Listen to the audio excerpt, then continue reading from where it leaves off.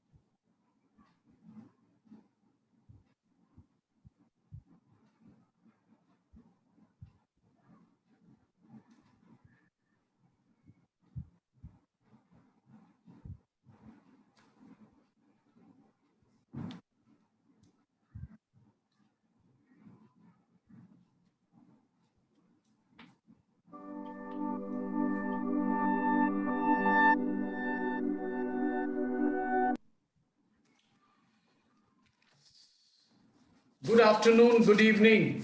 Once again to each and every one, those who are available today in this wonderful platform. We are connected through Zoom, through Facebook, through YouTube, everywhere.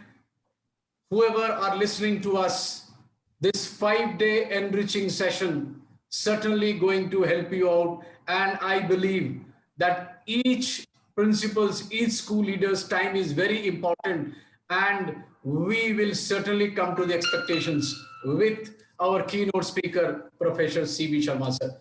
We like to extend my special welcome to our keynote speaker, Professor C.B. Sharma sir, who has been experiential, who has been into the toes whenever we talk about national education policy or the new national education policy 2020. My greetings to you, sir. My regards to you. Thank you very much for accepting our invitation. My privilege. To be a keynote speaker of the entire session. I must thank the co-chair of today's session, Madam Dr. Abha Sharma, Head of the Department of Education, GD Goenka University, Gurugram, Haryana. Ma'am, with deep regards, I welcome you. Namaskar. It's a privilege to have today 5 very, very eminent speakers. When we talk about the 5 topics are also very, very important to know. As today's topic, today's theme itself, examination assessment reforms. I hope everyone, even though the whole entire country is worried now how 10th and 12th examinations result will. So that's drama is going on. But still, I think what is there in examination reform, examinations, how evaluation assessment to happen, these all will be discussing today. Making assessment system objective and developmental oriented will be spoken by, with today we have eminent speaker Dr. Pratibha Kohli, Principal, Maharaja Agreshan Modern School, Pitampura, Delhi. We have the second speaker to speak on designing learning outcomes and conducting national assessment survey will be taken up by Ipshita Banerjee Madam, Principal, Dalmis Sunbeam School, Ramkatora, Varanasi. Welcome, ma'am. Thank you very much for joining. We have the third topic, ideas for Parak. Everyone knows about Parak, and we'll be discussing on Parak, and that will be done by Madam Rohini Aima, Founder Principal cum Vice Chairperson, Jammu Sanskriti School, Jammu. Ma'am, namaskar. Welcome to you. The next topic, reflections on NEP recommendation assessment, will be taken up by Madam Bhavisha Hirani, Principal, Podar International School, Indore, Madhya Pradesh. Thank you, ma'am, for joining. Good evening. Namaskar.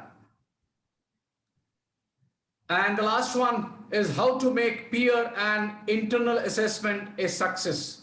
Will be taken up by Madam Sarika M. Singh, Chief Operating Officer, People Tree Early Childhood Education, Bangalore.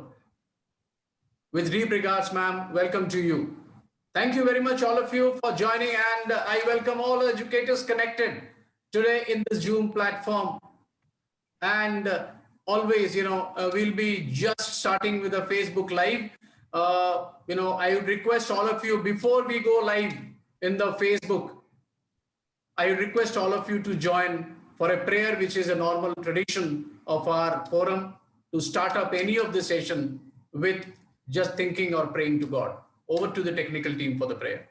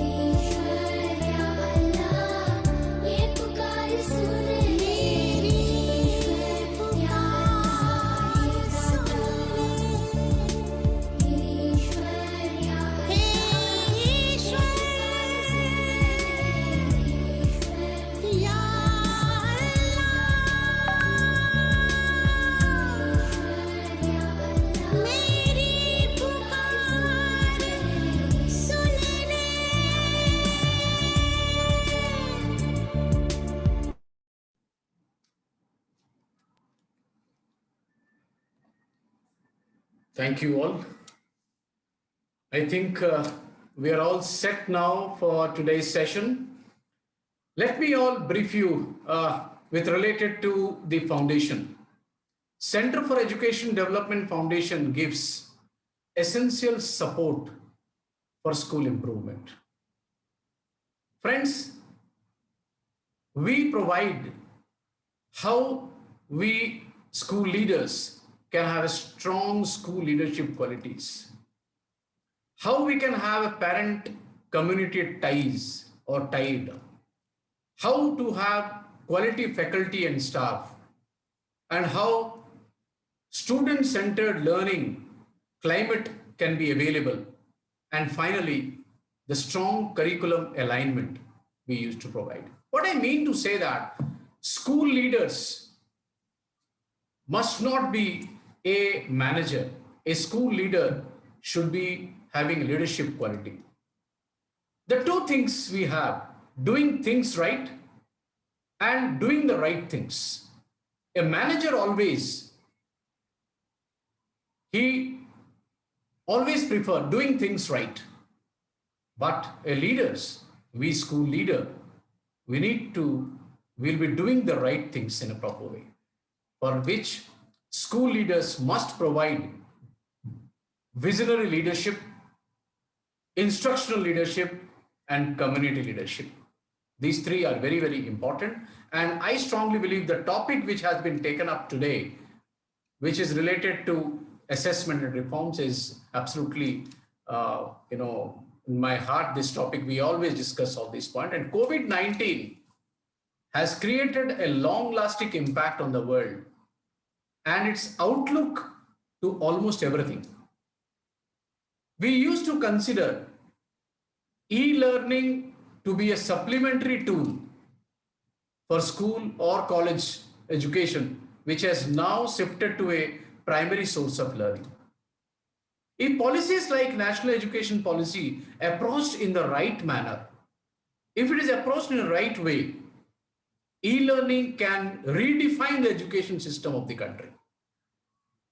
Friends, the NEP has certainly recommended revisiting assessments pattern to take them more credible. They can be made more valid, more realistic, and localized also. The focus on self-assessment, peer assessment, the teacher-led assessment, I think is indeed a, you can say a blended recipe if both strategies and systems are put in place. The fear of learning because of assessment can largely be diffused through technology-driven digital assessment patterns. The governments, both at the state level and the central level, should take initiative to make the students, more sensitive and competent enough to face this examination. My saying, focus should shift from achievement to pursuit of excellence. I think Professor Sharma will be giving a very vivid idea about all these things. But I believe that focus should shift from achievement to the pursuit of excellence. Lest the purpose of the policy, otherwise it will not, stand properly, or it will be defeated. So the proposal to set up a national assessment center like the Parak is to keep a regular check on the education system. Fantastic thing I have gone through. Strengthening teaching, learning, and results of STARS projects will include all the government tackling issues. This will certainly is going to help out for the assessment. So NEP 2020 recognizes now the need to evaluate higher order skills such as analysis, critical thinking, and conceptual clarity is required, and hence shifting the focus of assessments from mark-based. Generally, we all go with marks. So let us have a shift from the mark-based to the competency-based. So marking should now be different, which is related to everything. So friends, with these note that today's session on the 5 major topics will be focusing how examination and assessment reforms will be friendly and we can use it properly, how it will be very effective for all the children, how children will face very without any fear. So let me take over straight away to Professor C.V. Sharma, sir, the keynote speaker of the day. Sir, your what is the outcome? What do you expect today from all the 5 speakers, sir? Over to you, sir. Namaskar, sir. Thank you very much. Thank you so much, Priyadarshi ji. First of all, I would congratulate you on identifying the theme, revisiting issues in schooling post National Education Policy 2020. We got this policy after 5 years of hard work, and it's not a very extensive policy, to be very honest. If you look at other policies, they are more extensive and they analyze the situation and then they suggest things. This is more in the form of an office order, but then this really hits the point. This has not gone into all areas of education like medical education, engineering education, blah, blah, blah. It only looks at 2 areas, that is school education and higher education. So very, very focused vision of this policy that we need to change school education and higher education. All rest will perhaps wait for some time, but the next 20 years till 2040 we'll be concentrating only on school education and higher education. In higher education, only this education of science and humanities and social sciences, not medical engineering and others that you can see in this policy. But besides that, I think today's topic has become very, very pivotal. When we are struggling to find whether we should have board exams or not, if I can say that the central cabinet, the governments of all states and the central government, they are all under fire today because of the senior secondary board exams. It has become too political. And they are all trying to find solution. We have been discussing on various television channels in the last 2-3 days about pros and cons of exam or no exam or how to conduct exams. So I believe today's discussion is very, very pivotal. I would again be discussing this on CNN 18 at 7 p.m. today. And I find myself odd man out every time I'm there because I'm the only academic. All the rest are either doctors or bureaucrats or parent association or students, and none except me wants an exam. I hope you are with me. And I take the privilege, I must say, I take the privilege of mentioning there that on behalf of the teachers and principals, I'm saying this. So I must share with this. The issue today is very, very important because one and all want exams to be cancelled, but they all want to be certified. My child should not write any exam, but give him 99% plus certificate. I have been chairman of the board and I know the pressure that comes to me.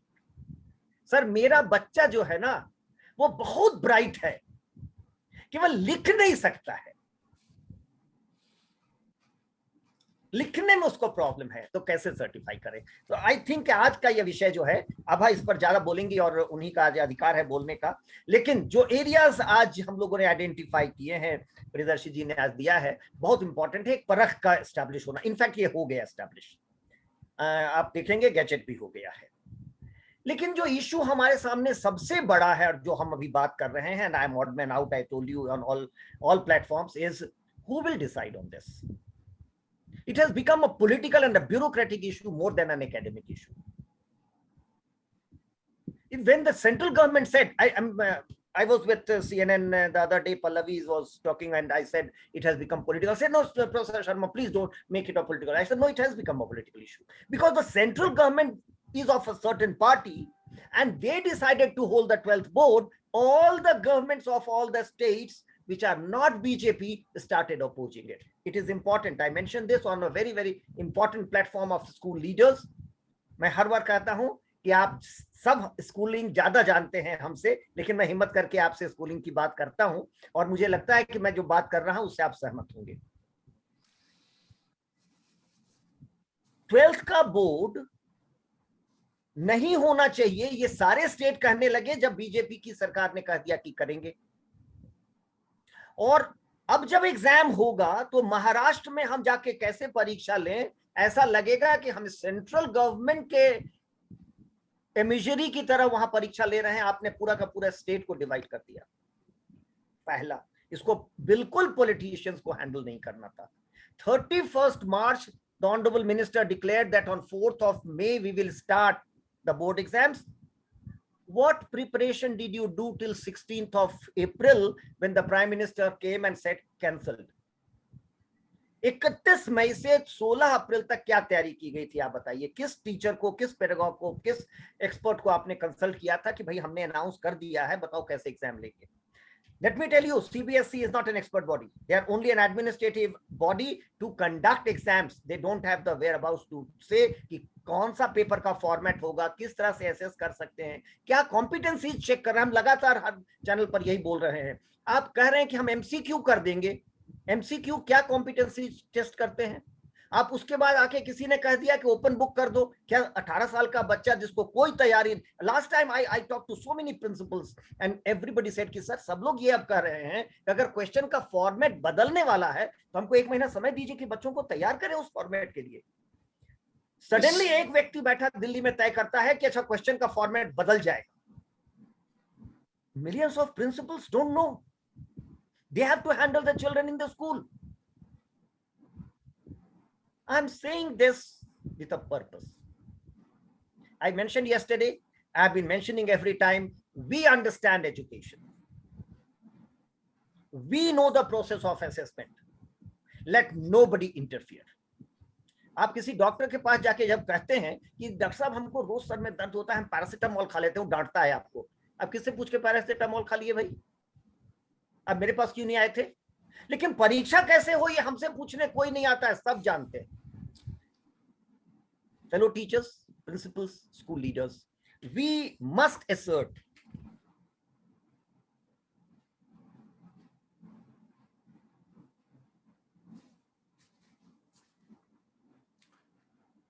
I think we lost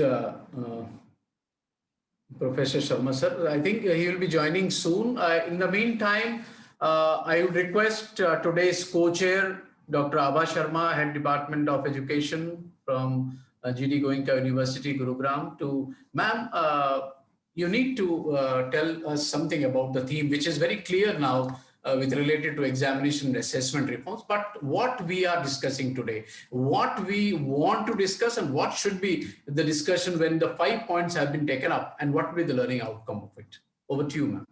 Yeah, sure. Thank you so much. Namaste Namaskar, and ma'am. welcome everyone present here. Thank you very much, Dr. Nayak, for this great opportunity to share the platform with the eminent educationists from across the miles. And many thanks, Professor Sharma, my mentor and the source of motivation.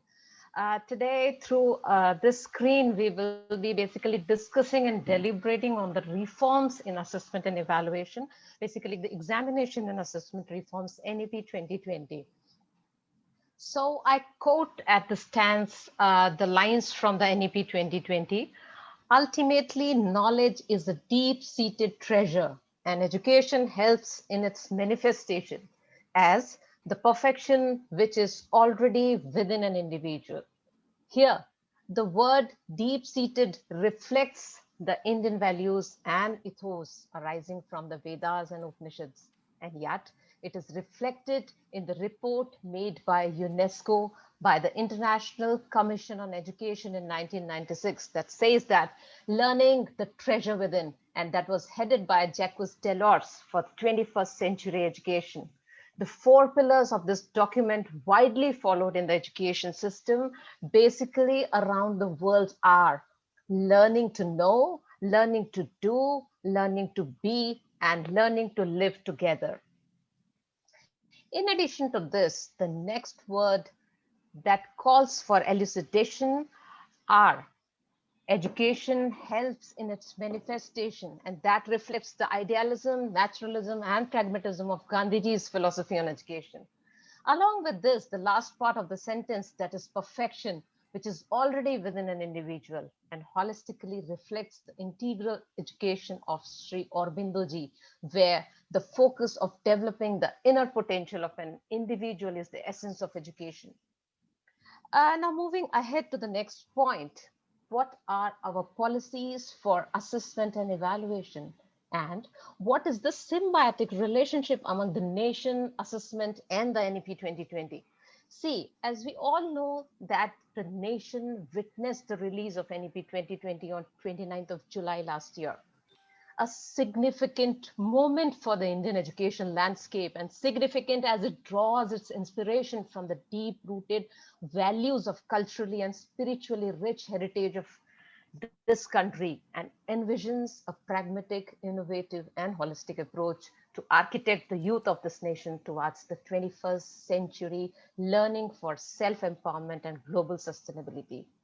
Now, the symbiotic relationship, therefore, is the performance analysis of the National Educational Index of a nation through a system of assessment. And now the question comes, how will the transformation that are envisioned in the NEP 2020 are going to translate into the desired direction? The translation of a policy to practice will need a constant monitoring and evaluation system. The NEP 2020 has emphasized the importance of assessment and the need for a reform in the processes and procedures of assessment. The symbiotic relationship between the nation, NEP 2020, and the assessment comes in the educational index of the country through the assessment procedures, which is in relation to the nation's progress as an outcome of students' learning. And the outcome of this educational encounter is assessed through the student's performance. Say, for example, top ranking Finland uses local assessments almost exclusively in order to evaluate its national standards and manages a voluntary national assessment at only one grade level. Even after gaining the freedom from the colonial rule, the education system bears the imprint of Macaulay's thought. An Indian education system lacked the Bharatiyata that was the essence of our nation. Moreover, the examination system that prevailed that time did more impairment than betterment. And as a result, the issue of rote memorization speeded inside the education system, and the examination meant only scoring good marks. The earlier commissions like Radhakrishnan Commission, the Secondary Education Commission, the Kothari Commission, the National Policy on Education 68 and 86 have all laid emphasis on the need for revamping the students' assessment. In addition to this, in 1986, the new national education policy was adopted, which then reviewed the Acharya Ramurthy Committee in 1992, and it suggested the elimination of excessive element of chance and subjectivity, de-emphasizing the memorization, introduction of continuous comprehensive evaluation, use of grades in place of marks, and introduction of semester system from the secondary stage in a phased manner. Moreover, the new education policy 2020 emphasizes on transforming assessment for optimizing the holistic development of all students. And undoubtedly, the implementation of NEP 2020 is the need of the hour that has a multidisciplinary, value-based approach focusing on the holistic education along with the life skills, with special emphasis on skill development and indigenous education to improve the high employability rate among the diverse students of Bharat. If we take the examples of Hong Kong's Learning to Learn reform plan, the goal of the reform basically is to shape the curriculum and the instructions around the critical thinking, problem solving, self management skills, and collaboration. And a particular concern is to develop the metacognitive thinking skills so that students may themselves identify their strengths and areas needing the additional work to be done. Besides this, the important questions are, what do we need? How are we going to improve? And to understand these issues, we need to understand the problem at the ground level. See, currently, many educational institutes and bodies, both at the central and the state level, are headed by the bureaucrats. While the political interferences can still be reduced, since its representatives mostly hold power for 5 years at a stretch. The real concern is to keep out the interference from the bureaucrats who remain a part of the system. And as a matter of fact, the teachers has been pushed away towards the margin, as mentioned by Professor Sharma yesterday. So we need to bring the teachers at the central stage, and I'm glad that NEP 2020 tries to debureaucratize the education system by giving the governance power to the academicians. The policy also recommends including more academicians in the decision-making bodies, and it recommends preparing a category of educational administrators among the teachers. And the idea behind this move is to minimize the dependence on the administrative services and to reduce the hierarchy. Now, even Honorable Prime Minister of India expressed the same idea on 20th of March on the floor of Parliament. But I don't understand why the things don't change. So this is because ground level people are not loud. Those who are experiencing are not speaking. On the contrary, those who doesn't know ABC are voicing up. If we really want to implement and transform, the real stakeholders, you people, teachers and principals, need to come up with the issues and voice for the reforms required. Then only we will become developed country.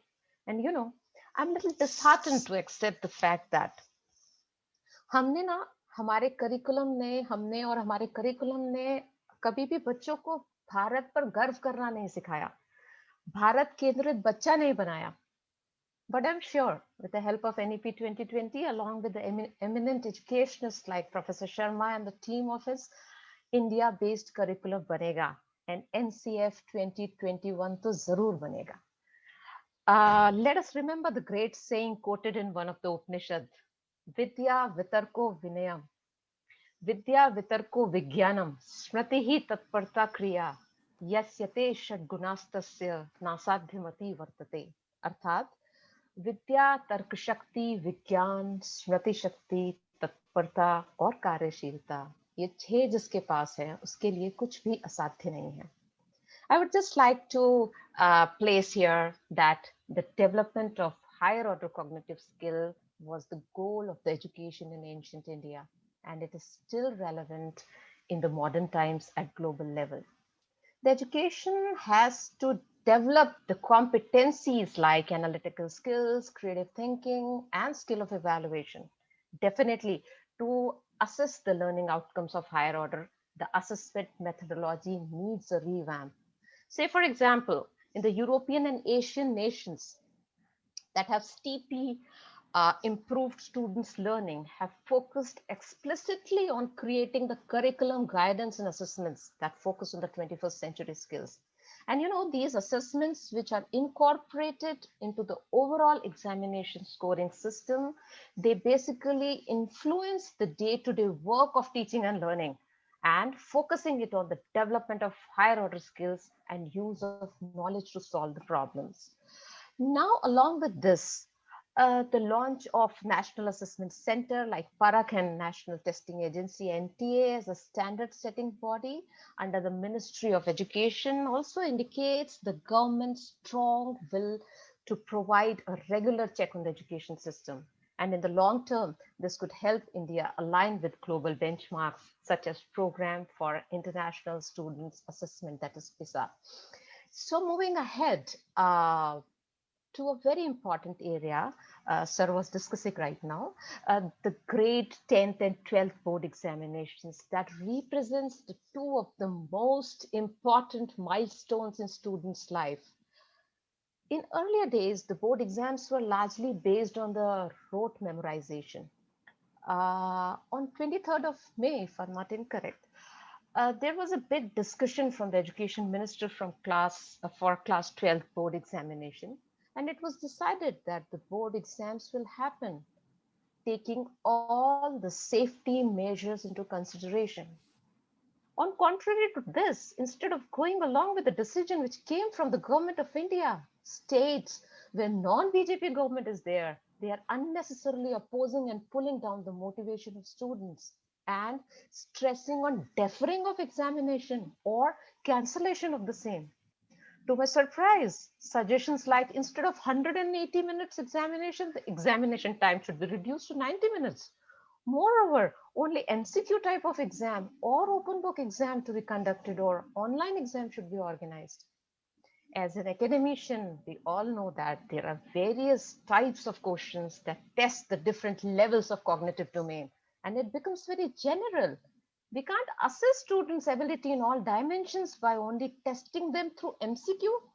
So proposing such alternatives basically damages the essence of certification. Agreed that the elected representatives have the right to take the decision.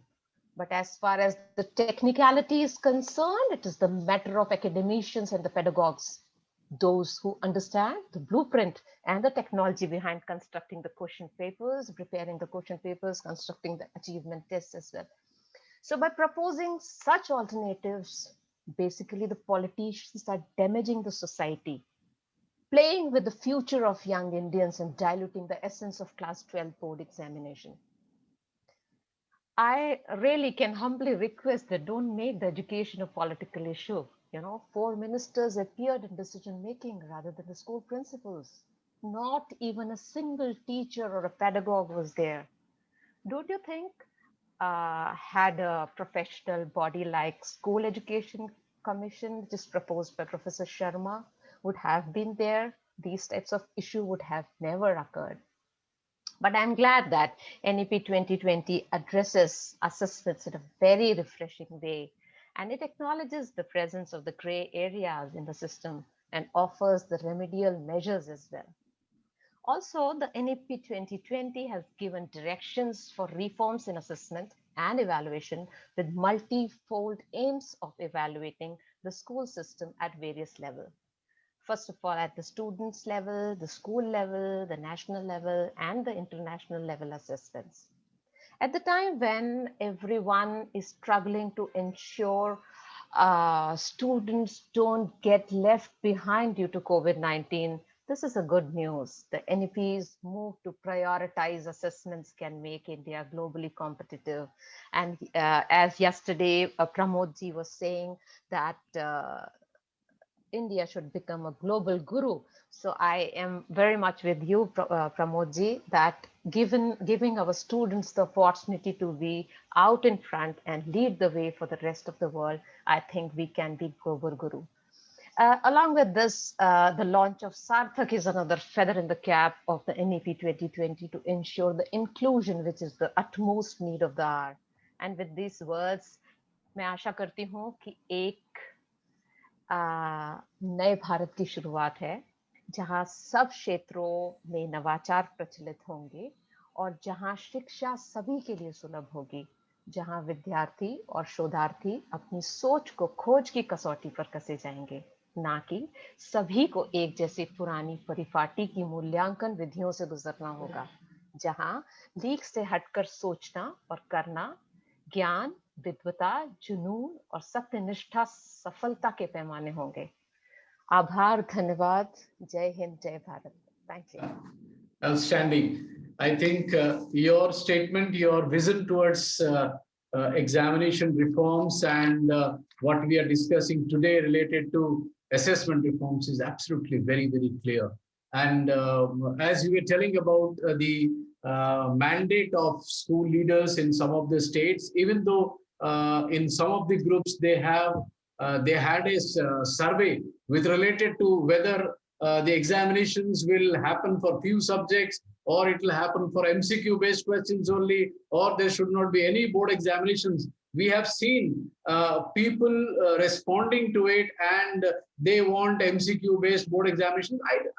I still cannot understand whether people, they have understood the examinations reforms pattern or not, or they don't know anything. Anyway, so that was a clear indication that yes, examination reforms has to be discussed in a very clear matter. And friends, the presentation will focus today on recommendations, and whatever geographical areas are there, I want that each of the speakers today, those who are TEDx speakers, they are going to give us the pragmatic suggestions so that the implementation of the policy becomes more easier, more friendly for all of us.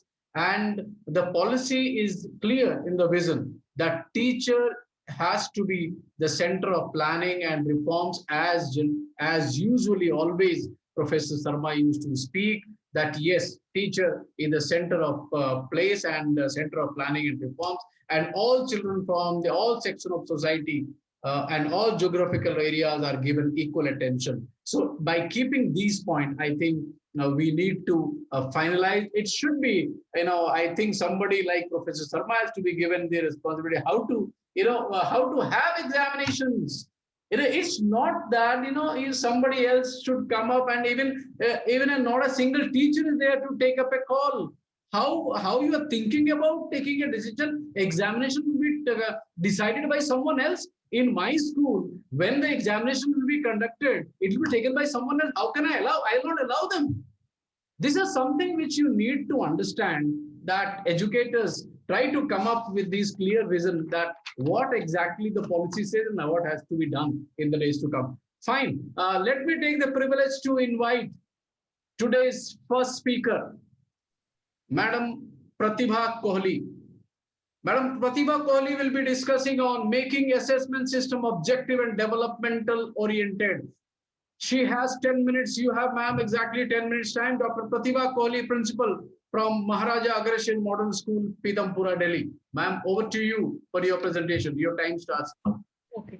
Thank you so much, sir. And it is indeed a pleasure for me to be a part of this wonderful session, which focuses on revisiting issues in schooling post NEP 2021. And it is indeed my honor to be a part of this August gathering of speakers. Dr. Priyadarshi, Nayak, founder, president, Global Talk Education Foundation, and moderator. It is such a pleasure to listen to you always, and we are motivated to even participate more proactively in such discussions. Thank you. Professor C.B. Sharma, former chairman NIOS, who is the keynote speaker today. Sir, I have listened to you earlier also, and every time I listen to you, there is a new thought process that emerges in my mind, which is so much in sync to what you explained to us. Dr. Abha Sharma, Head Department of Education, GD Goenka University, Gurugram, who's the co-chair today. Ma'am, such a pleasure to listen to you, and all other co-speakers. Good evening, welcome, pranam, and it is my pleasure to be a part of the session today. So, assessments and evaluation, that has become the most important talk of the town these days, especially when we get the CBSE circular regarding class 10th, where we are talking of historical data to be referred to assess the students of the present batch. We are so much wondering how we can do justice to our students. Then again crops up the issue of class 12th exams. As Dr. Priyadarshi, you very rightly said that school education should focus more on the relation between the student and the teacher, and the teacher should be the deciding factor when, what, how, where the assessment should be conducted. So that really should be the core of assessment. And we wish to have assessment objective and developmental oriented. We want to have an assessment which finds out what is the best competency that our students possess, and the assessment which includes lot of processes, because it is not a one-day work. It is the teacher who has been teaching the students almost for 12 months, and for the present class 12th batch, it is now almost 14 months since we have been constantly guiding the children. So the onus of giving a very just assessment, a very justified evaluation, lies so much with the educator. So here I would like to re-emphasize that the aim of assessment in school is not just pouring of knowledge. As you would see in the figure, it is not what we want, that we are able to only pour knowledge into the minds of the children. What we want is that we should be able to make the assessments active, where student actively participates. We know the competencies of the student, and we are able to find out what suits our student best. Some students may be very good in writing skills. Some students may be very good in oral skills. Some students may be very good in practical work. And we need to be well versed with how well we can assess the student as per his or her competency. And meaningful learning will involve constructivism. It will be cooperative, collaborative. Of course, assessment should be authentic, and we must have assessments where we are able to really find out what is the core competency of our children. So assessment should promote learning. Assessment should promote development of the individual. Assessment should not be only for marks. Marks is not the end product we should think. We should think that assessment, true assessment, is that which will facilitate learning. And of course, meaningful learning will be intentional or goal directed. And we should be clear of our goals, what we are going to assess our students for. So, always the talk is assessment of learning or assessment for learning. So are we going to assess what is learned, or are we going to facilitate learning through assessment? And I must say, all our assessments should be a homogeneous mixture of assessment of learning and assessment for learning. So as you know, we know how much importance we give to class 12th exams, because on the basis of class 12th exams, our students get admissions into colleges, they go abroad for further studies. So of course, it is assessment of learning. But then the basic idea of assessment for learning cannot be just absolved, and we should keep both the types of assessments in mind, especially in school education. All the time we are talking of higher order thinking skills. And does our assessment only check knowledge? Are we only asking knowledge-based questions? As was just discussed, are we only focusing on MCQs? Any child who has a very good writing ability, will we be able to assess the writing ability of subjects like English, languages, Hindi, only through MCQs? I think we need to give a lot of thought to this. Higher order thinking skills will involve analysis, synthesis, evaluation, critical thinking, creativity, and teaching learning must foster critical thinking, creativity. Critical thinking means we must help our students develop a rationale towards their thinking process. They should be able to decide what is right or wrong, and they should be able to come up with newer ideas, innovations. That is the need of the hour. So what we really need in our report cards, as per NEP, as per the National Education Policy, we need a 360-degree assessment. It's not only that the teacher assesses, because ultimately the student is going to move out of the school after 14 years of schooling. He or she is going to be a part of the society. He or she is going to contribute to the society. So a 360-degree assessment as per NEP or National Education Policy would focus on teacher assessment, self-assessment, and very, very important, peer assessment. We talk of 21st century learning skills, where we talk of critical thinking, creativity, collaboration, communication.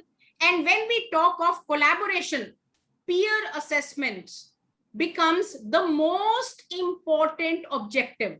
So our report cards, we just focus on teacher assessment, marks, should also focus on self-assessment, should also focus on a peer assessment. So the basic principles of assessment, which include a reliable assessment, a valid assessment. Is it going to give that marks what the student deserves? We have to give a lot of thought to that. Is our assessment authentic? Is it going to cater to the competency of the students? Because we are so much in discussion about class 10th and class 12th assessments. Objective, it does not mean MCQ. It means, are we going to give the exact marks what the student deserves? Is our assessment practical? Whatever methodologies we are using, are they appropriate to the student? Interpretability, are the colleges and other agencies able to interpret the students' knowledge based on the assessment and the feedback that we will give? So all these are very important. We must focus on optimum learning, optimum development. We must focus on assessment which is not based on coaching, which is not based on rote learning. So after this, I would ask Dr. Nayak to please take up further. Thank you so much. And it is a pleasure to be a part of this show. Wonderful. I think your presentation on basic principles of assessment is fantastic. Thank you very much, ma'am. I'd ask Dr. Awa ma'am to just give a brief of the final structure to this particular statement, what madam has given. Over to you, Awa ma'am. Very wonderful presentation, ma'am. Very nice. Along with this, the NEP 2020 basically calls for a complete relook into the assessment practices, which was already cleared by you. But they are stressing the need to move away from the earlier, that was the overemphasized methodology of monotonous remembering. So I think the task of questions, answer completion after the completion of a lesson left many learning opportunities void to apply the skills of reasoning and analyzing. So I think that needs to be taken care. And I think NEP 2020 is going to fulfill all the dreams of everyone. Thank you. Lovely. That's great. Lovely presentation, Pratibha Kohli ma'am. Thank you very much. Let us move to the next topic. Next speaker we have Madam Ipshita Banerjee. Ipshita Banerjee ma'am will be speaking designing learning outcomes and conducting national assessment survey. Thank you, sir. Madam Ipshita Banerjee, Principal, Dalmi Sunbeam School, Rankotra, Varanasi. Ma'am, over to you. Thank you very much for joining. Thank you, sir. Thank you so much. Good evening, everyone. First of all, I would like to extend my heartfelt gratitude and sincere regards to Dr. Nayak for giving me this prestigious platform to express my views on NEP 2020, revisiting issues in schooling, examination, and assessment reforms. I salute you, sir, for conceiving such a brilliant idea and implementing it so seamlessly. I thank you for giving me this opportunity for brushing shoulders with eminent educationists across the country. I extend my sincerest regards to the keynote speakers of the day, Professor C.B. Sharma and Dr. Abha Sharma, for providing us with the much needed direction and highlighting the standard operating procedures. The topic for me today is designing learning outcomes and conducting national assessment survey. It begins with reviewing the situation that is prevalent right now. The present education system needs a standard setting or a regulatory framework, and the facilitating systems should be reviewed. That is the first point. Next, we have the aim to ensure all students, that is underprivileged and disadvantaged sections, they will have universal, free and compulsory access to high quality and equitable schooling from early childhood care and education, that is from the age of 3 to 18, that is till the higher secondary level. Well, that's the aim. Assessments to be regarded as a means and not the end. One of the most critical aspects of the NEP is to move away from annual examinations to a system of formative assessments to support the teaching learning process. Students to demonstrate competency in multiple ways. A low stakes board examination in grade 10 and multiple assessments throughout the year focused on demonstrating learning will reduce the fear of examinations and allow the students to demonstrate what they have learned to the best of their abilities. Now, in this NEP 2020, there is also an overemphasis on inputs and the mechanistic nature of their specifications, both physical and infrastructural, will be changed and the requirements made more responsive to realities on the ground. Example, like regarding land areas, the room sizes. Now, the standards of the room sizes and the land areas have to be sacrosanct. There will be no compromise on those things. Practicalities of the playgrounds, especially in urban area schools. We see that there are no playgrounds in the urban schools, in the city schools. So that will also be strictly dealt upon. We have to conform to the norms of the infrastructure as well. The NEP emphasizes on collaborative, resource efficient school complexes, rationalizing of schools into clusters or complexes will increase the overall utilization of school infrastructure and will improve collaboration between schools and will evolve the autonomy for schools.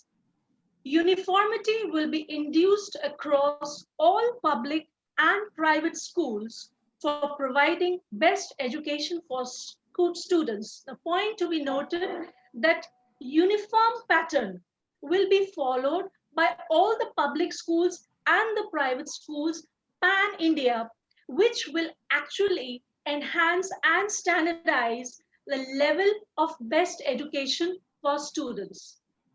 Now, there are certain mandates as well for assessment patterns, like these mandates will be adjusted and loosened, leaving suitable flexibility for each school to make its own decision based on local needs and constraints, while ensuring safety, security, and a pleasant and productive learning space.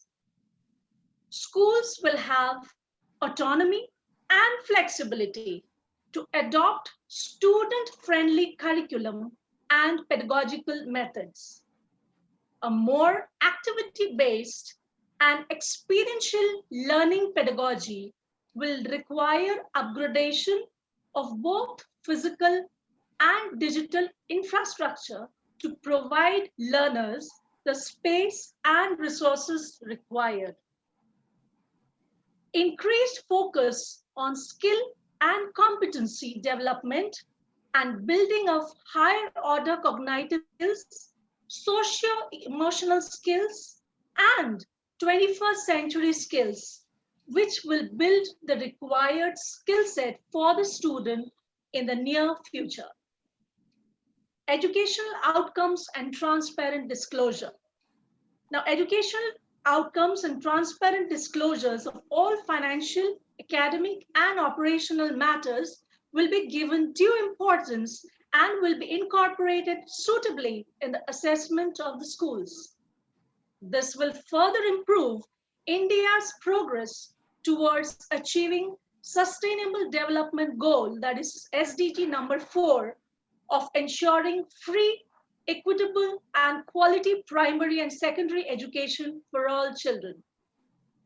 The National Professional Standards for Teachers to be developed by 2022, holistic curriculum to focus on 21st century skills, mathematical and scientific temper, 360-degree holistic progressive card to be catered to students, where there will be focus on formative competency-based learning and assessments.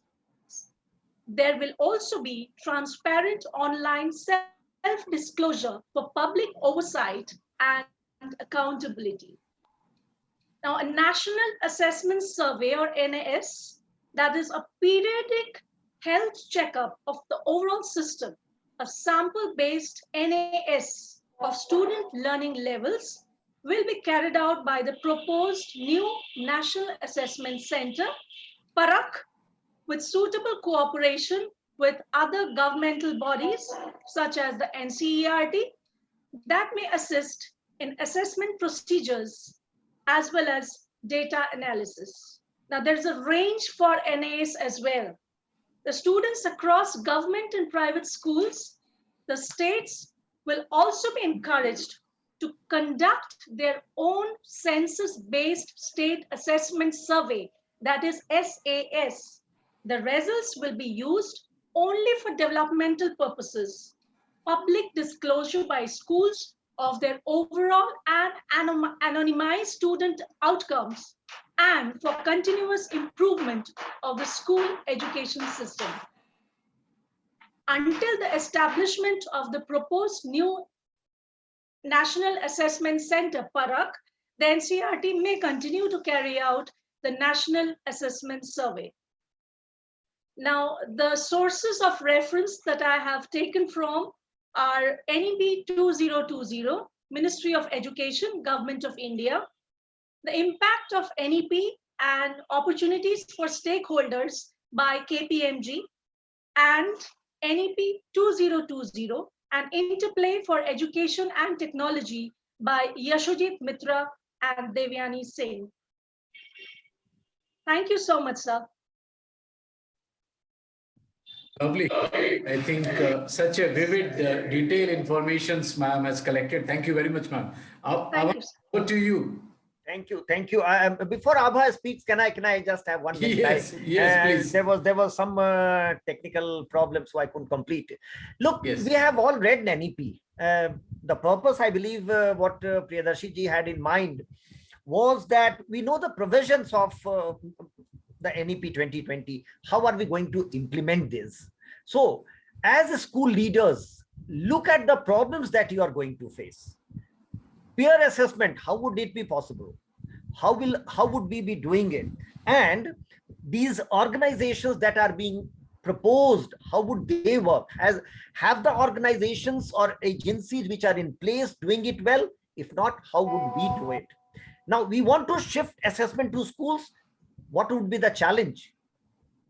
We are a country of 33 crore school children.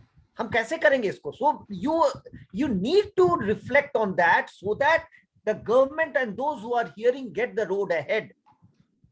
What is the basic topic of the whole 5 days workshop is revisiting issues in schooling post NEP 2020. These are the provisions. How are we going to implement?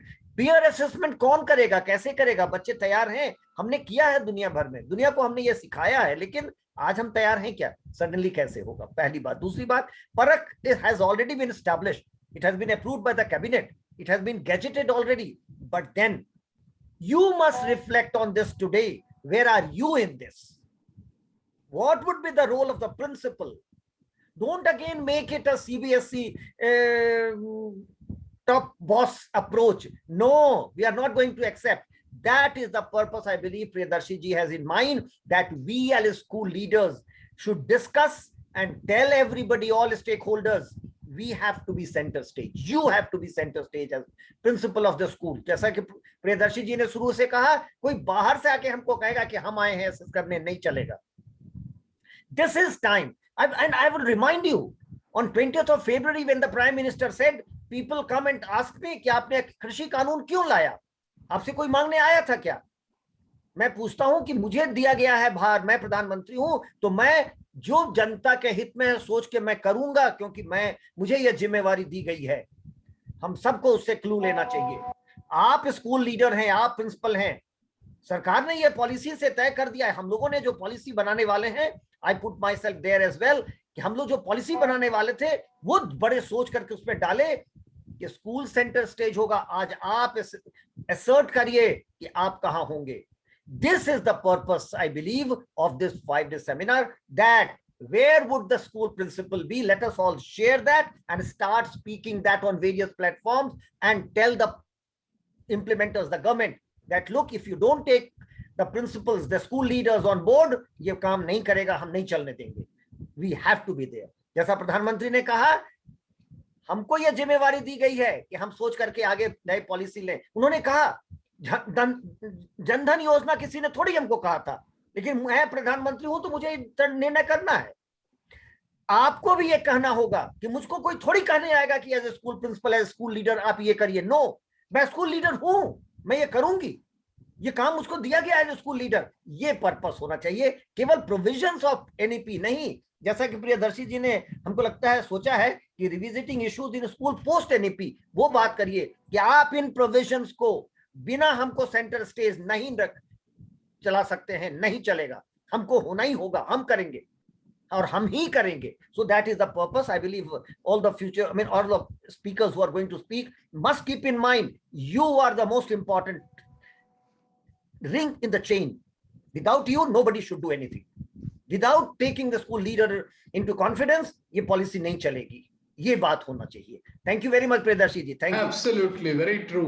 जो मैं कह नहीं पाया वो शायद बाकी के नहीं, मेरा वो कनेक्शन कट गया था, इसलिए मैं इसको पूरा नहीं कर पाया. बिल्कुल सही सर, बिल्कुल सही. यही उद्देश्य से हम लोग आज जुड़े हैं और यही करने से ही हम जो पर्पस में आज स्कूल चला रहे हैं, अगर बच्चे के लिए कुछ करना चाहते हैं, अगर हमारे हाथ में ही नहीं है कुछ करने के लिए, हम ही कुछ नहीं कर पाएंगे. हमारा विजन है लेकिन we can not put for those things, it has no use. No use, वो कुछ नहीं होना है. So anyway we have to do it, और स्कूल लीडर्स ही इसको करेंगे. इसी का मुहिम लेके आगे चलते हैं. एक और हमारे पास now the next speaker is very very experienced madam Rohini Aima, founder principal cum vice chairperson from Jammu Sanskriti School, Jammu. Ma'am, over to you for your ideas on Parak. Yeah. Good evening and greetings of the day to all the dignitaries and my fellow educators. I would like to thank Team CED for providing this exceptional opportunity to be part of this SEDEX speaker series. I'm grateful to you, Dr. Priyadarshi Nayak, and it was actually pleasure to listen to Professor C.B. Sharma with his well-articulated thoughts, always, no doubt. And Dr. Abha Sharma, you have really put across the NEP points very well to all of us. I would like to share the screen if possible. Yes. Yeah. Of course, of course. In the meantime, I would like to say that education plays an important role in preparing generations for a better today and better tomorrow. And education system is bound to be transformational. And we have to add and think over reskilling and the skills of especially dynamic and technology oriented skills. Yes.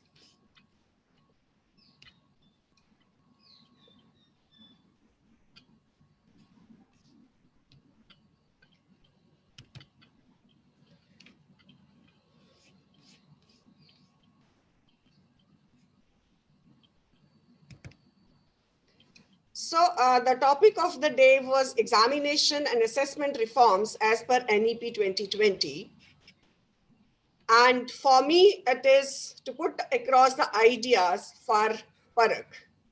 I would like to start and say the journey of students' assessment has gone a long way passing through oral testing, written testing, public examination, internal, external assessments, and of course, the comprehensive evaluation and competency-based assessments. There have been attempts to shift from content-based assessment to competency-based assessment, and that are continued till. National curriculum frameworks at different points of time tried to translate significant recommendations of committees, commissions, and policy documents into implementation strategies in the areas of teaching, learning, and assessment for qualitative improvement in the entire school systems. Now, if we talk of New Education Policy 2020, as other speakers have already spoken, it emphasizes on transforming assessment for optimizing learning and development of all the students, with focus on, of course, regular formative and competency-based assessments.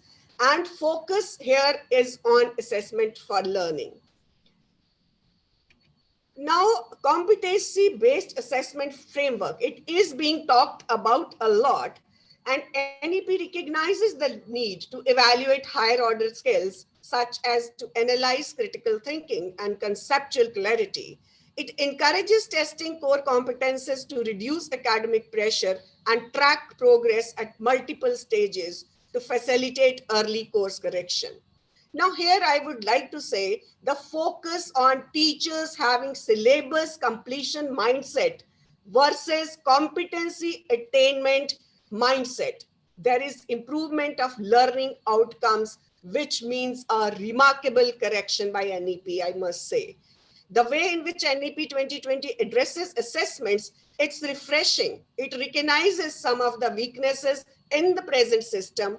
It emphasizes quality and industry-related education, which I feel when imparted to students, it is of utmost value if they are exposed to the industry-related,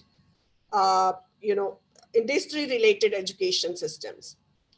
Now, PARAK, as all of us know, it stands for Performance Assessment Review and Analysis of Knowledge for Holistic Development, and it's a standard-setting body recognized school boards and NEP 2020.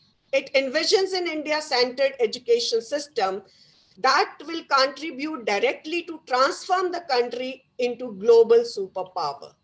The role of assessments in education is finally getting recognized, and its attention. It focuses on assessments and board examination reform is a step in the right directions. Of course, the PARAK again has certain objectives. All of us know that it's setting norms, standards, guidelines for assessments and evaluations, and guiding state achievement surveys, conducting national achievement surveys, and monitoring learning outcomes in the country. But my aim of saying that what the PARAK should be doing, and what they talk about 360-degree dimensional report card, where we talk about self-assessment, we talk about assessment by teachers, we talk about peer assessment, and we talk about assessment by the parents. And we say that it will include progress of the child in inquiry-based learning, quizzes, role plays, group plays, and portfolios, etc. But my question again, as Professor C.B. Sharma has rightly said, that all these things are there in NEP. But the major roadblocks are in its implementation process. Now we see 2 or 3 major areas where it talks about the assessment, that is census assessment at the stage grade 3, grade 5, and grade 8 to track their core concepts and knowledge and higher order skills. Then secondary exams, board exams, and entrance exams, as of now, are eating away valuable time for true learning and excessive exam coaching and exam preparations. These exams actually force students to learn a very narrow band of material or content. Now, what we want that board exams be redesigned to encourage holistic development by way of discouraging coaching culture and exam preparation. Students must be given freedom to choose the range of subjects in which they take board exams depending on their individualized interest. And NEP also says this, and I also endorse upon that board exams be made easier in the sense they need to test primarily the core competencies of the students. Now, NEP says that board exams can be had on 2 occasions. Here, I would like to say, and with respect to Professor C.B. Sharma, that I really like the NIOS model of examination, where 2 times the exams are held in the month of March as well as October. And students have the choice of appearing in the number of subjects for which he or she is prepared to. So that is again a very good model if we can adopt, or maybe the semester system. That's the second best option. Now, my focus will be on the gifted students with special talents. NEP also talks about it, that gifted students should be looked after. They should be encouraged. They should have project-based learnings. They should have Olympiads like normal students. And the B.Ed program should allow specialization in education of gifted students. But I would like to say here, add on to this, that inclusive education is all about planning and designing classroom activities, programs in such ways that all students learn and participate together. All children, regardless of their ability level, have to be included into the mainstream classrooms with adjustment in curriculum and teaching methodologies for the benefit of all. And sorry to say, CBSE has given this, that inclusive education should be there, but in and around me, I have seen many schools who do not give admission to the children, even with small little deformities. So that's the sad part of education still. In spite of CBSE having that provision, many schools, they do not give admission to these children. That's a sorry state of affairs. But carrying forward, individual education plan with specific targets and review dates must be set for these children. The evaluation system must be set to monitor child's progress constantly and documenting it, as well as appreciating the child's achievements in various activities. Now, the schools having such children, inclusive education should have to have engaged speech therapists to improve their language skills, and occupational therapists also to improve, monitor skills and body coordination of such students. Now, what implementation reforms we want? First of all, the preparation of new assessment pattern for all stages of schools education need to be looked into it. And building a culture of formative and adaptive assessments in the schools. And for all this, first and the foremost thing is capacity building of teachers to take assessments as learning and assessment of learning. Capacity building of paper setters and moderators of new assessment pattern is of utmost importance, and preparation of question banks for competency-based items that test higher order skills. Now, all these things at the center stage, foremost, we require the teacher competency and capacity building programs. If all of us remember why CCE failed in our education system when CBSE introduced CCE, because it was just announced without preparing the schools and the teachers to actually implement in a true letter and spirit, because teachers were not prepared at all to implement this. And all the things were going in the formative assessment on the face value of the students. So I think for implementation of this time, the reforms in education as per NEP also, we require rigorous training of teachers at every step, whether it's teaching in the classroom, whether teachers preparing the test papers, teachers preparing the curriculum, all these systems require teachers training at each and every step. And redesigning of report card for school-based assessment to communicate child's progress by schools to the parents. Now here the development of IT-based tracking system by all the states, union territories for tracking the progress of learners from grade 1 to 12. Now IT-based tracking system, coordination between CBSE or different boards of examinations as well as the schools is must here. Now, development of a plan to reduce the burden of exams by examining all the policy recommendations in consultation with the boards of assessments. Of course, it requires a lot of deliberation that how to reduce that burden. But at the same time, we need to look into the content, the curriculum, and the bridging between the core skills and the content that we want to teach to the students.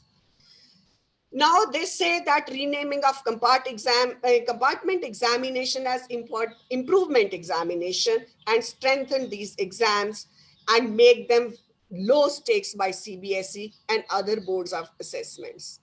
I feel, as I already said, NIOS based model will solve this problem also rather than having compartment exams and improvement exams also. Now, review of subjects offered by CBSE and other boards of assessments at secondary and senior secondary level. Now, this review again needs a body to govern and fix the accountability also.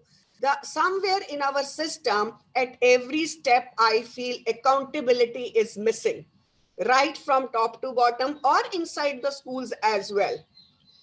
Now, the preparation of common norms, standards, and guidelines for assessment and evaluation of secondary school education in alignment with NCF 2020 for all boards of assessments. I would like to conclude my topic by saying the policy has maintained a delicate balance between traditions and interdisciplinary approach, which of course is the need of 21st century. But we need to have aggressive teachers training, designing content, and parents engagement, as well as students workshops, including timely decisions as part of implementation strategies. And it's about strategic planning, well-designed initiatives, and ensuring every child progresses through this incredible journey. NEP has the potential to revamp the skills of the youth of this country and has all the right tools that are needed to be competitive at the global level. So needless to say, the new education policy is undoubtedly progressive and ambitious policy that India is waiting for. But we educators need to be prepared for each and every part of this NEP well before we start assessing the children in school level or higher level. Thank you and all the best. Absolutely. I think with a lot of practical inputs, Madam has said, and you have touched each and every area. And even though there were some questions, what can be the school improvement plan or the new assessment pattern, if somebody can suggest. So I think the policy which has been the framework, examination framework, which is followed by NIOS, I think that is something which I also prefer, that yes, the system need to be adopted. Somebody has to say, somebody has to work it out. I think this is one of the things which very rightly Rohini Aima pointed out. Ma'am, Ava ma'am, over to you for your comment, your view about ma'am's statement. I think she has spoken fantastically. Very clear, and I appreciate your presentation, Rohini ma'am. I must say that Parak can be a game changer because as it will not only help the states offer the quality standardized assessments, but it will also aid in providing the regular data for improving the quality. And I think the quality is must right now. So we count on NEP 2020 again. Thank you. Thank you. Thank you, ma'am. Thank you very much. Next, let us go to the next presentation. Today's reflection on NEP recommendation on assessment will be spoken by Madam Bhavisha Hirani, Principal, Udar International School, Indore. Ma'am, good evening. Over. evening, sir. Good evening. Just a small correction, sir. Earlier I was heading Indore branch, but now presently I am heading the Devlali Nasik branch. Array, great, great, great. No issue, no issue. Fantastic. Good evening once again, Dr. Nayak, Professor C.B. Sharma, Dr. Abha Sharma, and all the other educators present here on this platform. Thank you so much, Dr. Nayak, for giving me this opportunity. I'll try to complete it within the given time limit of 10 minutes. No doubt, most of these aspects have already been covered by the three esteemed speakers before me, but still I'll try to cover as much as possible within the given time limits.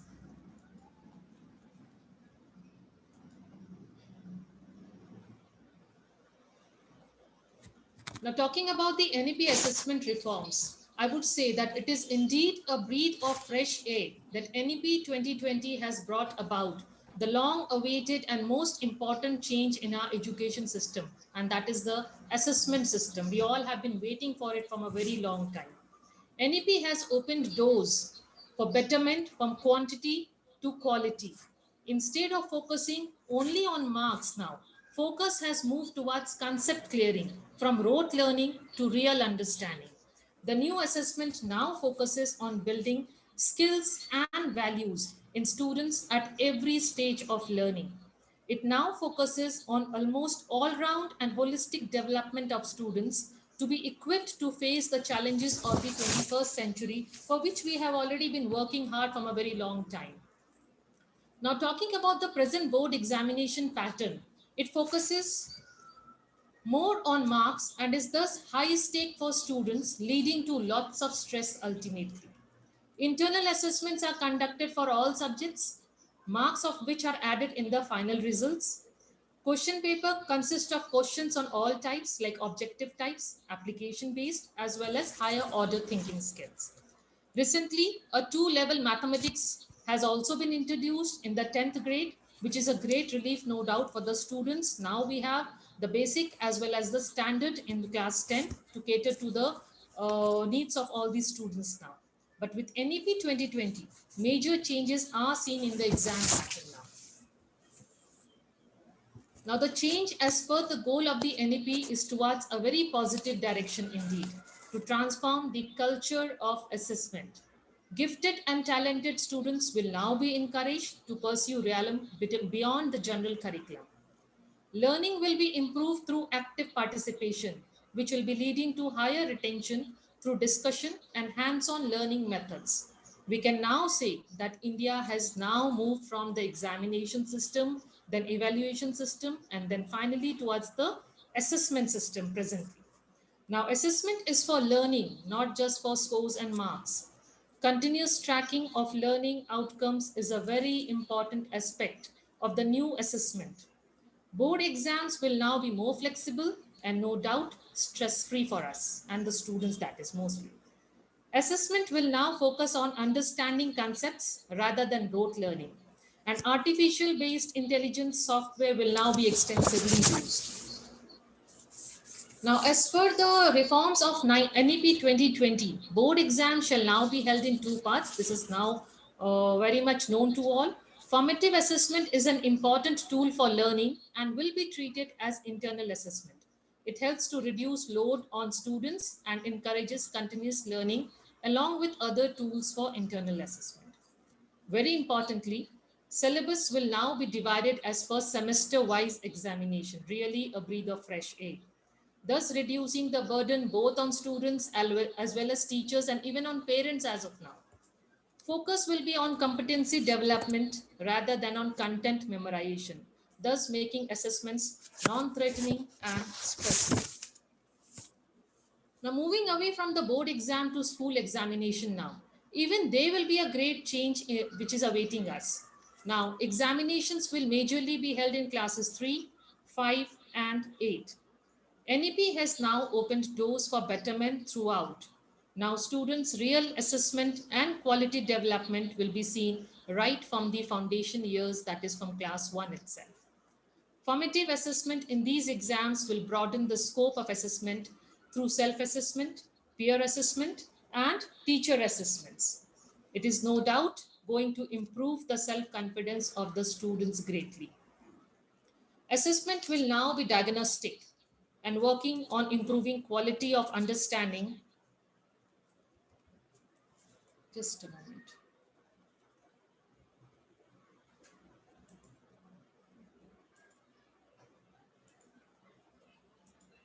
Extremely sorry.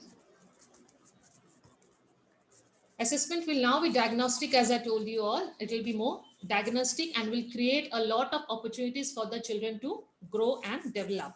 And not only that, it will help the teachers also to improve in the teaching learning aspects.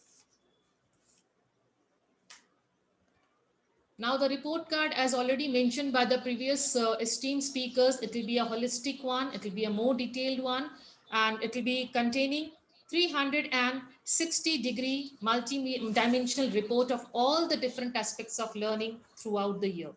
It will include progress report of self-assessment through regular school activities and reflect progress and uniqueness of the students in all the important domains of cognitive, affective, and psychomotor domains as well.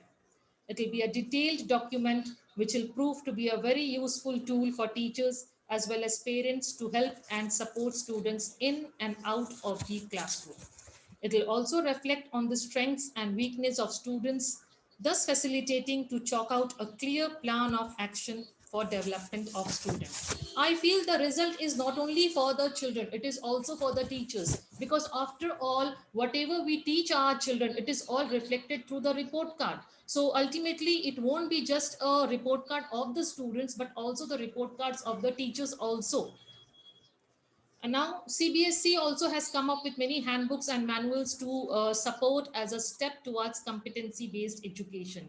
We have the handbook for principals very much on the CBSE website, handbook on 21st century skills, handbook for teachers and students, Cogito and the question book, which is a series of thinking skills, teacher energized manuals, term of science and mathematics. Now, coming to the implementation part, as Dr. Sharma has said that yes, implementation is the most important part of this. The plans have been made, but what about the implementation? We have to give a lot of thought to the implementation of the NEP 2020. Only then it will be successful in the real term. Now, coming to the implementation of this new assessment pattern, it is very important to develop a sound infrastructure, not only of the building, the place where the children will be coming and studying, but the infrastructure of the school. The quality of the school needs to be improved here now.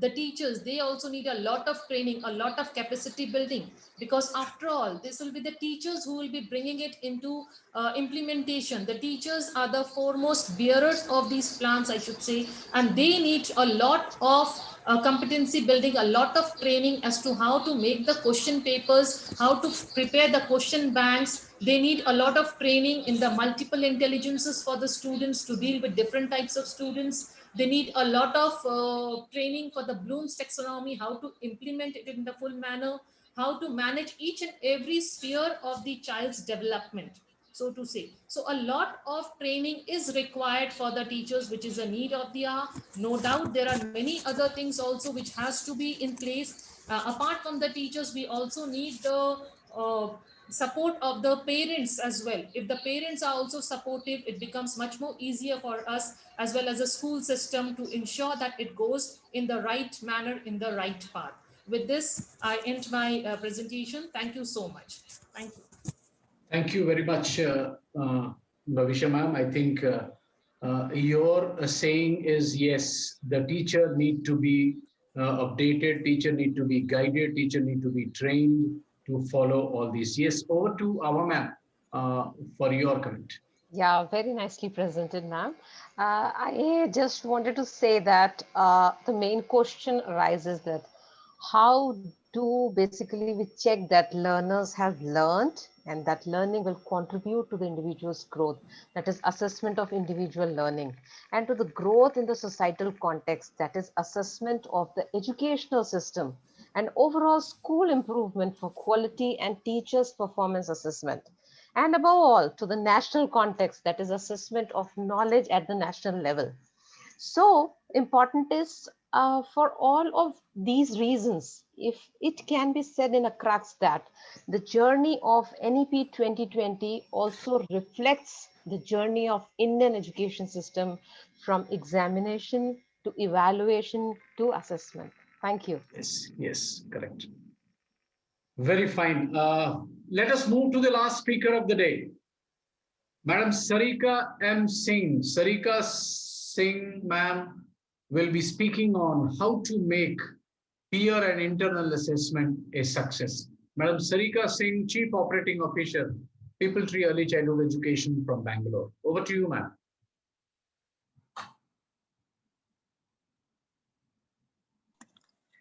Thank you, sir. Namaskar to Dr. Priyadarshi Nayak, sir, Namaskar. Professor C.V. Sharma, Dr. Abha Sharma, namaskar, and a very welcome to all the other esteemed speakers and the educators present today.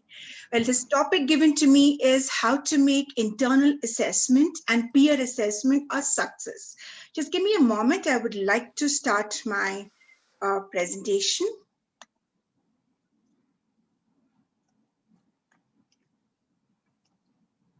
Okay, why assessment? We have all heard all the esteemed speakers talking about assessment, why assessment, importance of assessment, tools that can make assessment effective, and also what NEP talks about 360 degrees assessment for the holistic development of the children. Because we know that the prime objective of assessment is to decipher the learning needs of children, bridge the gaps in learning, and most of all, no learning process can be complete without proper reflection.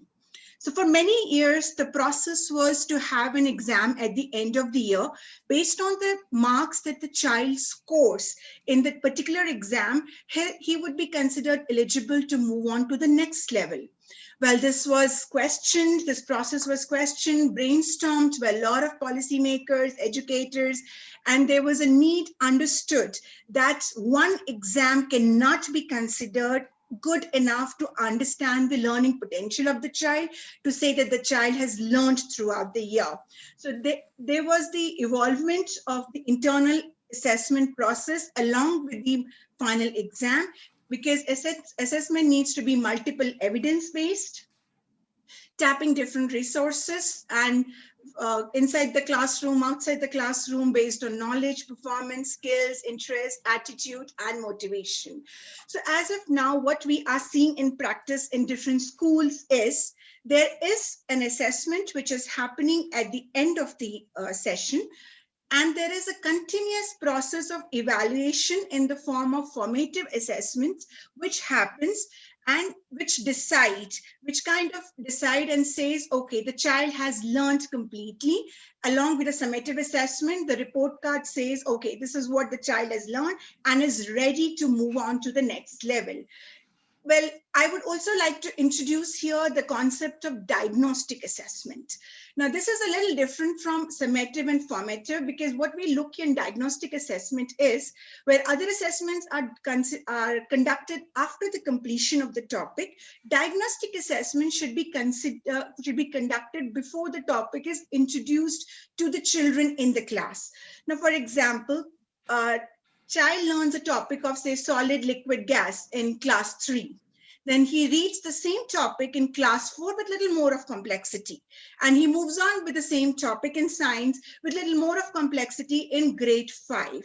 For a teacher to introduce the topic of solid liquid gas, there should be a baseline. It will be utter waste of time if she goes back starting to teach from scratch to a grade 5 children, or assuming that the children already know it. So there has to be a baseline on which she evolves her entire learning program to ensure that the learning is happening the right way. So in the process, we see that internal assessment is a step towards integration of the trio functions: teaching, learning, and testing, which are indispensable with each other. Importance of assessments. Now, we have already discussed a lot about it, so I'll just quickly take it through. We have understood that one single assessment cannot define a child's true potential. There has to be a series of continuous internal assessments.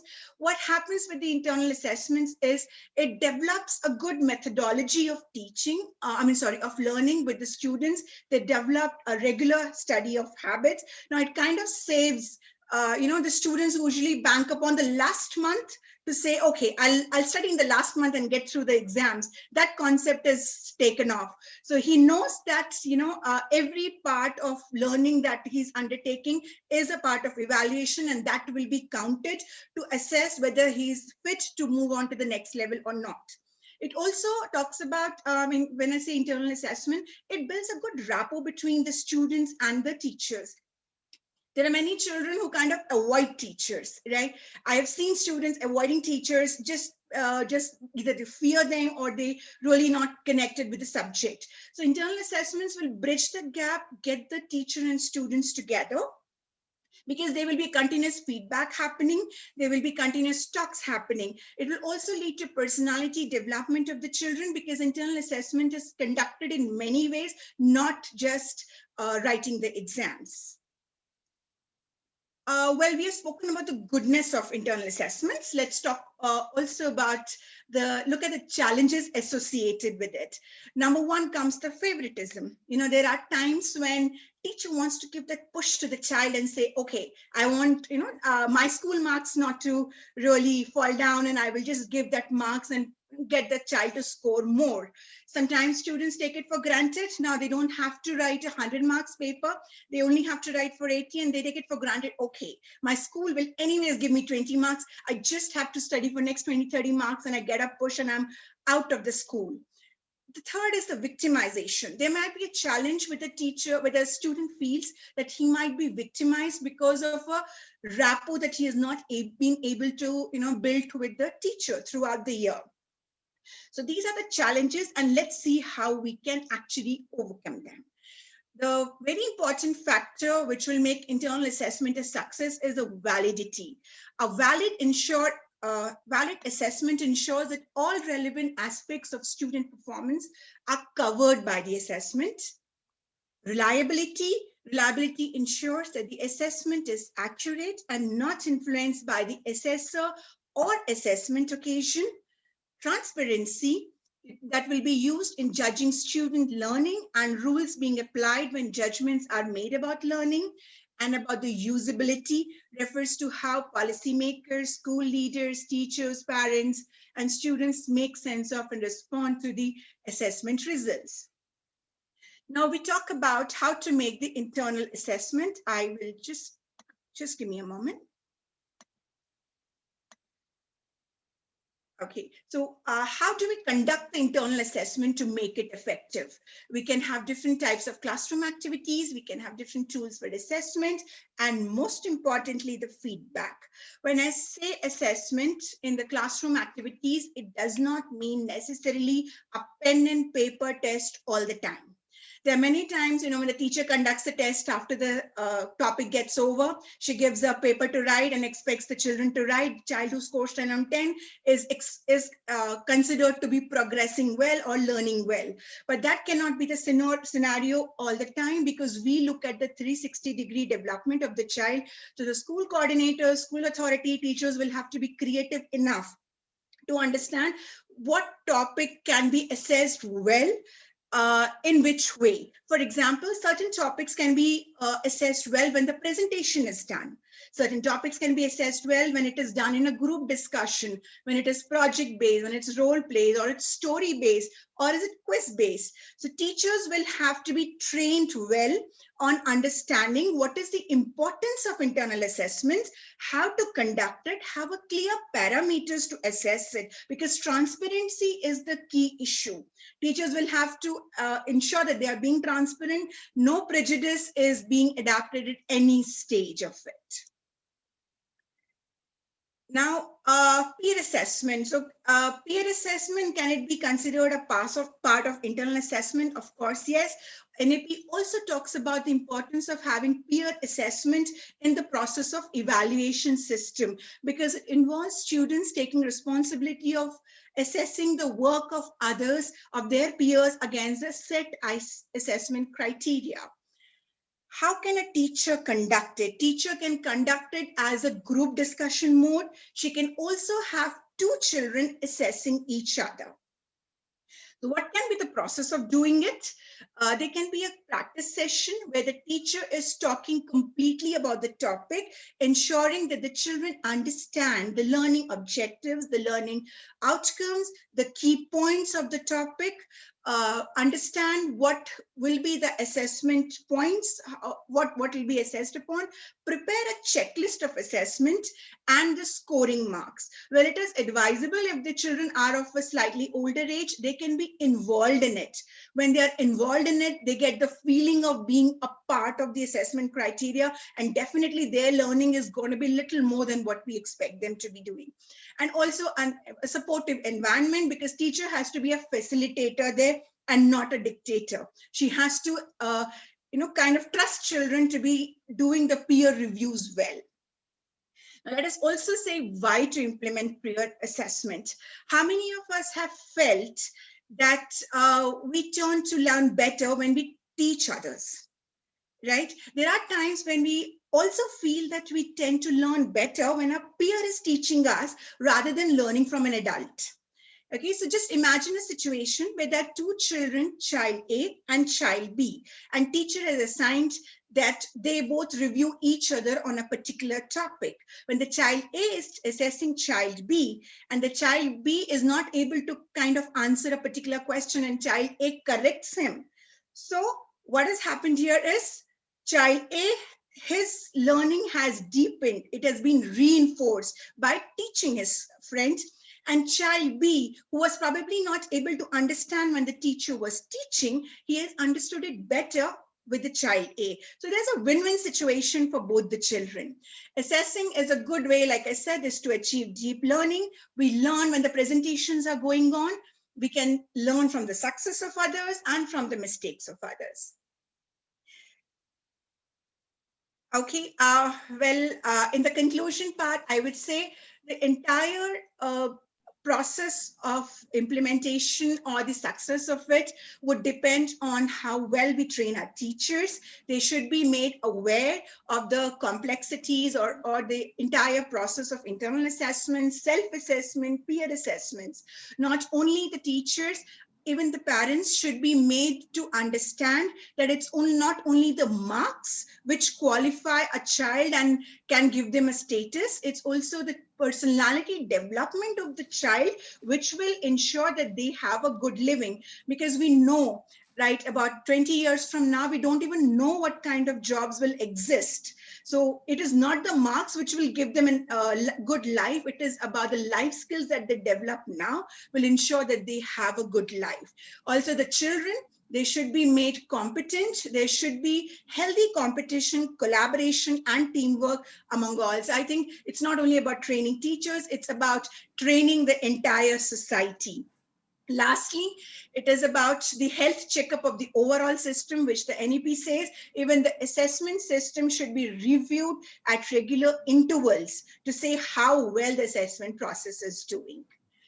Thank you so much for giving me this opportunity. I hope I've been able to finish it well within time. Thank you, sir. Excellent, ma'am.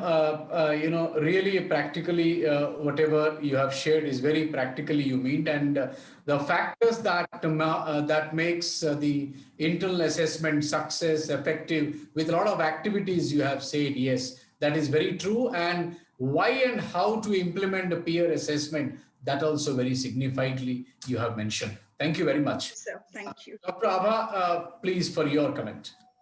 Very beautifully presented, ma'am. Congratulations. I just wanted to say that this suggested different types of methods for the internal assessments basically are through the self-assessment, teacher assessment, peer assessment, and assessment by parents. So the board basically is to allow the students to study the subjects of their choices with no compartmentalization between the subjects. That's the reason the students are attracted towards the other countries, not in India, because we have very specific kind of choices. So there should not be any compartmentalization between the choices. So the due consideration to be taken for a model of the board exams, whether it's annual, semester, or modular board examination, and redesigning the question paper structure in grades 9 to 12. And in grades 1 to 8, the key stage assessments will be conducted to examine the achievement of critical outcomes to move away from the rote learning. So I think that was very well presented by you. Thank you so much.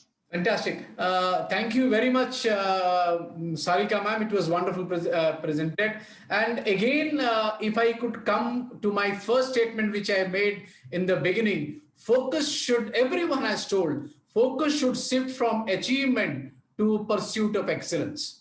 I think that is the thing which we need to do it. I will take away the quick review and the entire discussion Professor Sharma has heard. Sir, you have heard every speaker has spoken very correctly and focused on that. Yes, there should not be any rote learning, there should be practical learning. But when we talk about assessing of children or evaluation, there should be a specific standardization structure for every school, and there should be a mandate given by the board or whichever board we follow, or there should be a ministerial formulation that yes, whatever examination pattern should be there, that should be a proper agenda guidance. So what, according to you, how we should move ahead, how the examination and the assessment reform to be established in the country or by any of the board? Over to you, sir.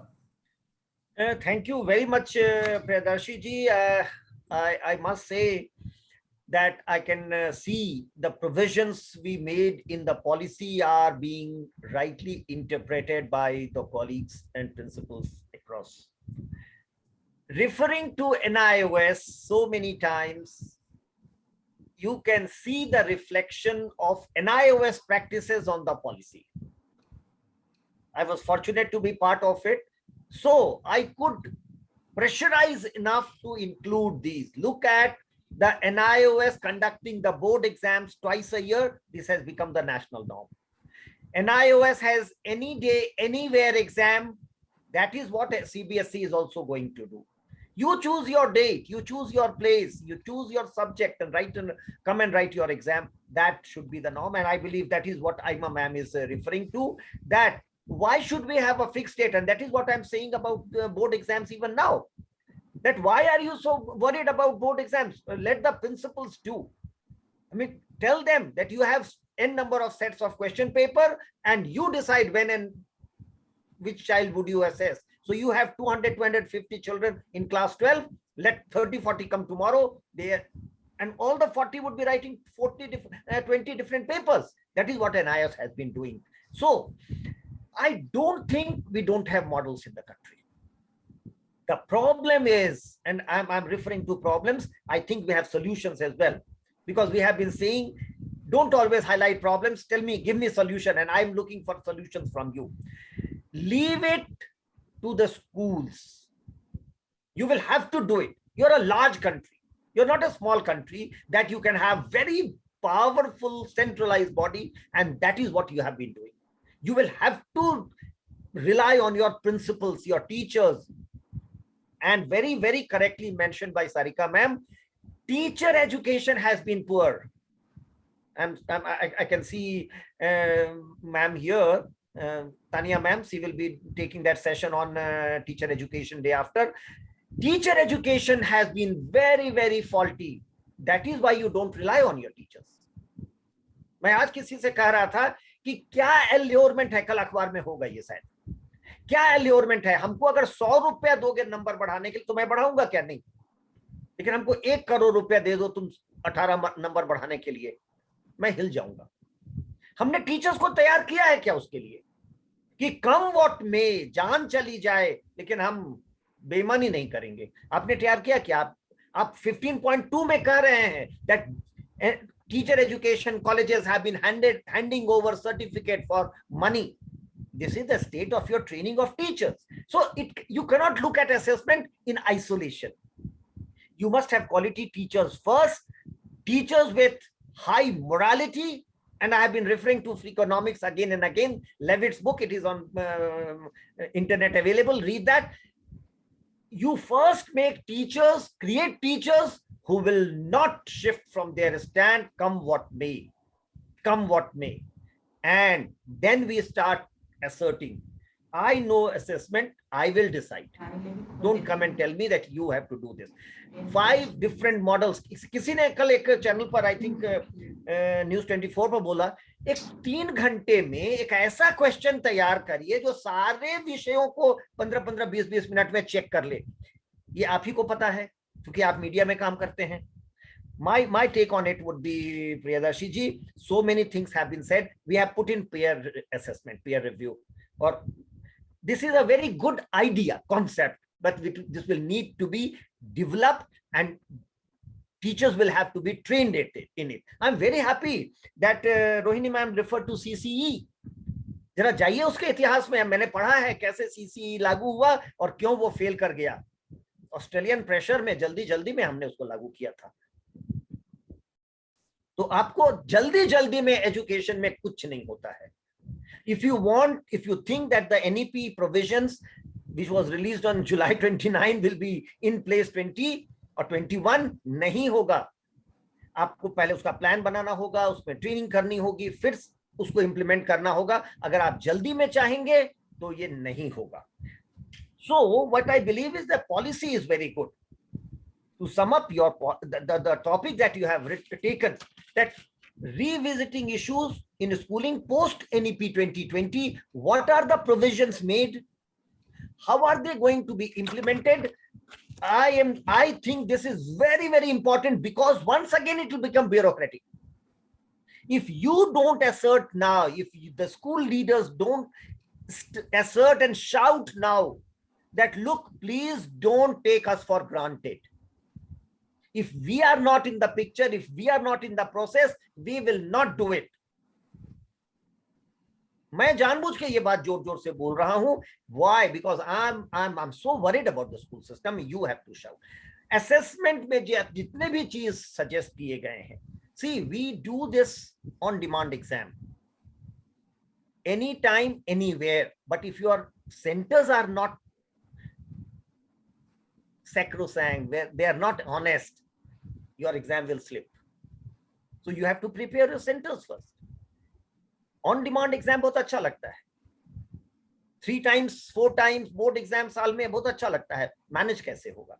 So I believe provisions in the policy are very good and they need to be implemented, but then you have to think over it. And I think the purpose behind Priyadarshi ji organizing this was to come up with solutions, ideas. We have come up with some solutions. Some ideas have been floated. We'll definitely examine and see them. But I believe we need to come back to these ideas again to implement. Definitely, we need to shift from the present system of assessment and evaluation and certification of children. We need to have different, like 2 things that have been introduced. One is of gifted children. We had been talking of only the weak children right since 47. First time we have talked of gifted children. We are a country of 18% of the world population. We have very bright children. They are doing wonders across the world, not in India. How to retain them? How to grow or benefit from this big pool of brain, what we say, brain drain, how to say that we are making use of this? ये आप बताएंगे. आपके बच्चे क्यों बाहर चले जाते हैं, कैसे उसको रोकेंगे, ये आप इस पर बात करें. उनको असेस करके और उनको हम कैसे रोक सकते हैं, और उसका फायदा देश को होगा. क्योंकि अल्टीमेटली ये पॉलिसी जो है, 2000 की पॉलिसी बिहेवियरिस्ट थी, 2005 की पॉलिसी कंस्ट्रक्टिविस्ट थी, 2020 की पॉलिसी नेशनलिस्ट है. ये नेशनल पॉलिसी है, नेशनलिस्ट पॉलिसी है, इसलिए वो करने की जरूरत है. I think I won't test the patience. We have already cross 2 hours और going to be there 2 hours. Thank you very much Priyadarshi ji. It's so satisfying and so much learning. I have learned so much. So every speaker had some very great ideas. I have taken your notes very meticulously and taken points. Thank you very much for giving me this opportunity. Thank you. Thank you very much, sir. I think all the speakers were fantastic. Fantastic. I must congratulate the speakers, and I want to add here to all of them, all educators, those who are listening. I'll be waiting for tell you that you are the leader of the school. You are actually the leader. And remember, when you are the leader, you are the architect of that future birds which you are dealing now in the school. We are all responsible for that. So unless and until we take the mental, we take the leadership, the government or the policy will have something in the booklet. We are dealing children. We are taking all the responsibility of the children. So when the one who should decide whatever it is happening with the kids are the school leaders, no one else. So very rightly said, and I think each one of us, each one of the speakers, they have spoken fantastically. I must thank with my core of heart, first of all, Abha Sharma Madam, the head of the Department Education from GD Goenka University, for her outstanding presence. And ma'am, I would request you to be there with the other 3 days, coming 3 days. So fantastically learning is happening. I believe that I want every principal's 1 minute should not be wasted. I think if they have come here for 2 hours, they might have utilized, they might have used their best. That is the foremost work of this particular foundation. I'm so happy that Professor Sharma used to guide, mentor all the school educators through this forum. We have connected almost 10,000 plus in the Facebook ID, and almost 300 we used to allow, because I don't allow more because there is a lot of problem when we allow more in the Zoom. So I must thank once again all the speakers today, those who are SEDEX speaker, Pratibha Kohli ma'am, Ipshita Banerjee ma'am, Rohini ma'am, Bhavisha Irani ma'am, and Sarika Singh ma'am. You were all fantabulous, fantastic speakers. I believe that what a best thing we have received today. What a fantastic learning we had today. I believe the same thing will happen in the days to come. Thank you very much on behalf of the entire team. And tomorrow will be another topic of discussion. Tomorrow topic is role of language in schooling. So before I leave, I once again greet that we all will remain present tomorrow, again same time at 3:45. Till then, सभी का बहुत बहुत धन्यवाद और नमस्कार। आप अपना ध्यान रखें, सबका ध्यान रखें। फिर मुलाकात होगा कल दोपहर 3:45 पर। तब तक ज्ञान दीजिए। नमस्कार। नमस्कार सर।